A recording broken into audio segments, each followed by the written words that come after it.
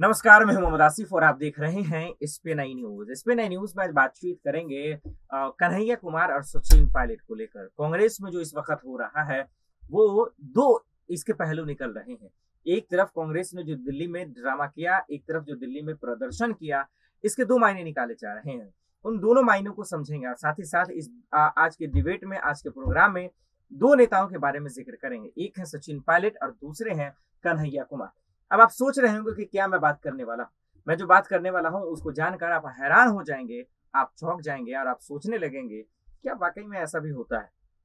लेकिन चलिए सबसे पहले मैं शुरुआत करता हूं कि किस बात को लेकर, कन्हैया कुमार और सचिन पायलट को लेकर मैं बात कर रहा हूं, वो पहले मैं बता दूं। और कांग्रेस कोई बड़ा फैसला ले सकती है, वो बड़ा फैसला क्या होगा ये भी मैं आपको बताऊंगा। लेकिन सबसे पहले चलिए खबरों की शुरुआत करते हैं कि इसकी शुरुआत होती है दिल्ली में, जब ईडी जो है कांग्रेस के हाईकमान यानी कि सोनिया गांधी और राहुल गांधी को जो है समन भेजती है, यानी कि नोटिस भेजती है, उनको शामिल समन भेजती है कि वो पेशी हुए और उनसे पूछताछ करे, खास करके ईडी।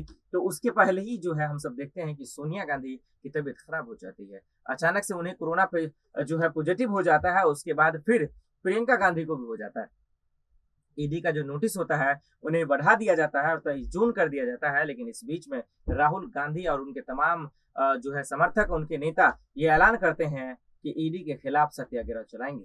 उसके बाद से ईडी ने फिर से समन उन्हें भेजा और सत्याग्रह चला या ना चला, लेकिन ईडी अपना पूछताछ जारी करती है। इस पूछताछ में एक तरफ 3 अधिकारी पूछताछ करते रहते हैं, लेकिन वहीं दूसरी तरफ कांग्रेस के तमाम कांग्रेसी और नेता दिग्गज, चाहे वो अशोक गहलोत हो, सचिन पायलट हो, कन्हैया कुमार, रणदीप सुरजेवाला, उसके बाद भूपेश बघेल, बहुत सारे ऐसे नेता जो धरना देना शुरू कर देते हैं, सत्याग्रह करना शुरू कर देते हैं, ईडी के खिलाफ मोर्चा संभालना शुरू कर देते हैं और दिल्ली में जमकर जो है बवाल मचता है, आगजनी भी होती है और प्रदर्शन करने की खबरें सामने आती है। इतना ही नहीं, कांग्रेसी नेताओं को खबर चल रही है कि उन्हें पीटा भी जाता है और मारा भी जाता है।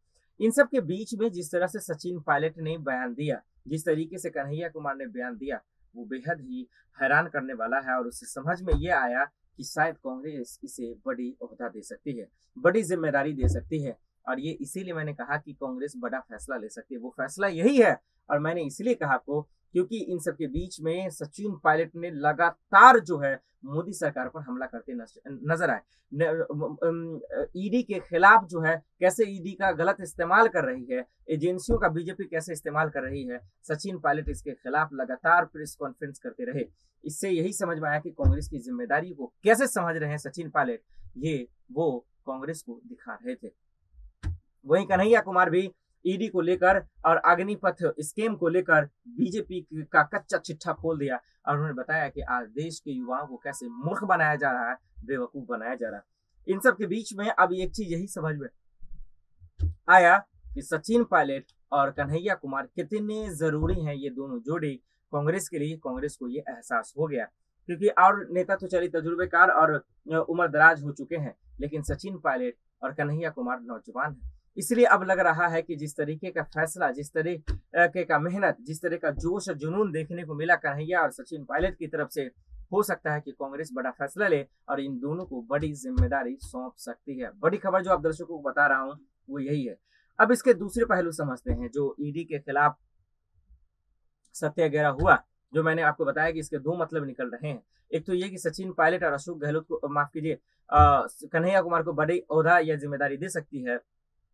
वो दूसरी ओर बात करें कि दिल्ली में जो हुआ कांग्रेस को लेकर, जो कांग्रेस के नेताओं ने किया, इससे साफ जाहिर है और यही समझ में आ रहा है कि कहीं ना कहीं अब जो है कांग्रेस वो कमजोरियों को दूर कर रही है, उन नाकामियों को दूर कर रही है जिससे उनको हार का सामना करना पड़ रहा था। अगर हम 5 राज्यों का जिक्र करें जो 2022 में विधानसभा चुनाव हुए, तो उनमें कांग्रेस जो है सबसे ज्यादा फ्लॉप साबित हुई है। उसकी सबसे बड़ी कमजोरी थी कि वो ग्राउंड पर नहीं उतर रहे थे। उनके नेता ग्राउंड पे नहीं थे, लोगों से मुखातिब नहीं हो रहे थे, बातचीत नहीं कर पा रहे थे, इसलिए उनको सामना करना पड़ रहा था।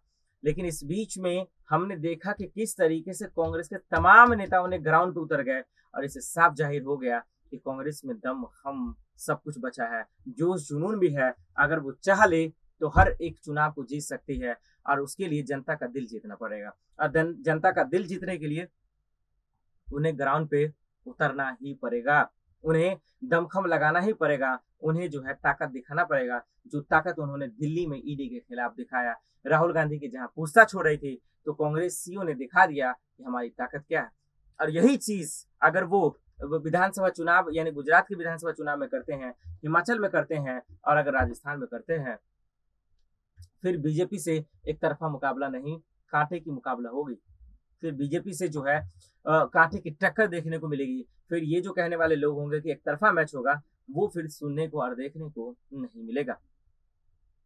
आप दर्शकों को ये भी बताते चले कि कांग्रेस की इस पहल से खूब तारीफ भी उनकी हो रही है। लेकिन इस बीच में एक बुरी खबर कांग्रेस के लिए यही आई है कि सोनिया गांधी की तबीयत और बिगड़ती जा रही है। आप दर्शकों को बता दें कि बड़ी खबर इस वक्त की कि सोनिया गांधी की तबीयत बिगड़ती जा रही है, और वो यही है, इसी वजह से राहुल गांधी ने ईडी को पत्र लिखकर, चिट्ठी लिखकर कहा था कि पूछताछ में थोड़ा सा डिले किया जाए और सोमवार को किया जाए। तो अब सोमवार को पूछताछ होगी, और वो फिर इससे जो है मिलने के लिए चले गए अपने माँ से। और डॉक्टरों ने ये भी बताया कि उनके कान से जो है ब्लड आ गया था, नोज से खून आ गया था, और तबीयत हालत बिगड़ती ही जा रही है। हालांकि डॉक्टर वहां पे मौजूद हैं, इलाज जारी है। सब दुआ कर रहे हैं। कांग्रेसियों ने जो है हवन कर बजते उनके स्वस्थ होने की मनोकामना भी की है। लेकिन इन सब के बीच में सवाल यही है कि जिस तरीके से कांग्रेस ने ताकत दिखाया है, ये सवाल यही है कि जिस तरीके से कांग्रेसियों ने जो है जो जोश, जो जुनून दिखाया, उसकी काबिल तारीफ हो रही है कि भले ही जो है कांग्रेस आज तमाम राज्यों में ना दिखे, लेकिन दिल्ली में उन्होंने जलवा बिखेर दिया। अब देखना यही होगा कि क्या सोनिया गांधी जब ठीक होती हैं, तो क्या कन्हैया कुमार और सचिन पायलट को कोई बड़ी जिम्मेदारी दी जाएगी। देखना यही होगा कि क्या जिस तरीके से कन्हैया अब बोलना शुरू कर दिए, जो हमेशा से बोलने में माहिर रहते हैं, बीजेपी का कच्चा चिट्ठा खोलते हैं, तो एक तरफ ईडी को लेकर सचिन पायलट जो मोदी सरकार की बैंड बजा रहे हैं, वहीं दूसरी तरफ हम सब देख रहे हैं कि कन्हैया कुमार भी बीजेपी अग्निपथ स्कैम को लेकर जो पूरे देश में बवाल मचा हुआ है, तहलका मचा हुआ है, उसको लेकर भी जबरदस्त तरीके से नाराजगियां जो नौजवानों के देखने को मिल रहा है। तो बता रहे हैं नौजवानों के लिए कि क्या सही है, क्या गलत है, आगजनी कैसे सही नहीं है। इन सब के बीच में समझ में आ रहा है कि आखिर कन्हैया कुमार वाकई में कितने जरूरी हैं कांग्रेस के लिए। तो यही सवाल है कि क्या आगामी चुनाव के लिए कांग्रेस जो है क्या सचिन पायलट और कन्हैया कुमार को कोई बड़ी जिम्मेदारी देगी। अगर देगी तो वो जिम्मेदारियों में कौन होगा। क्या कन्हैया कुमार को अध्यक्ष तो नहीं बनाया जाएगा, क्या सचिन पायलट को सीएम तो नहीं बनाया जाएगा, खास करके राजस्थान की। वो ऐसा इसलिए मैं कह रहा हूँ क्योंकि हमारा आपने देखा कि किस तरीके से जो है दोनों गुटों के बीच यानी अशोक गहलोत और सचिन पायलट के बीच में नाराजगियां देखने को मिली थी। चलिए देखना होगा कि आखिर कांग्रेस क्या जिम्मेदारी देती है। देखना ये भी होगा कि आखिर जो है क्या उम्मीद कर सकते हैं, क्या उन्हें अध्यक्ष बनाया जाता है नहीं, क्या सीएम का चेहरा बनाया जाता है नहीं। क्योंकि इस बीच में लगातार ये लोग अब जो है सड़कों पर उतरना शुरू कर दिए हैं, और दूसरी तरफ अग्निपथ स्कैम को लेकर तमाम नौजवान भी सड़कों पर हैं। उनसे यही अपील है कि कम से कम हिंसा को जो है का जो है साथ न दें, और न ही हिंसा को रोक दें, और न आगजनी करें, क्योंकि इससे आपका हक नहीं मिल पाएगा। ये बात नौजवानों को ध्यान में रखना चाहिए। और इसीलिए जो तमाम कहानी आपको हमने बताई, इससे हो सकता है कि सचिन पायलट और कन्हैया कुमार को कांग्रेस बड़ी जिम्मेदारी सौंप सकती है। और उसकी सबसे बड़ी वजह हमने आपको बताया कि दिल्ली में ईडी के खिलाफ क्या कुछ हुआ। चलिए आज के लिए इतना ही, मुझे दीजिए इजाजत, और आप देखते रहेंगे स्पेन आई न्यूज। नमस्कार।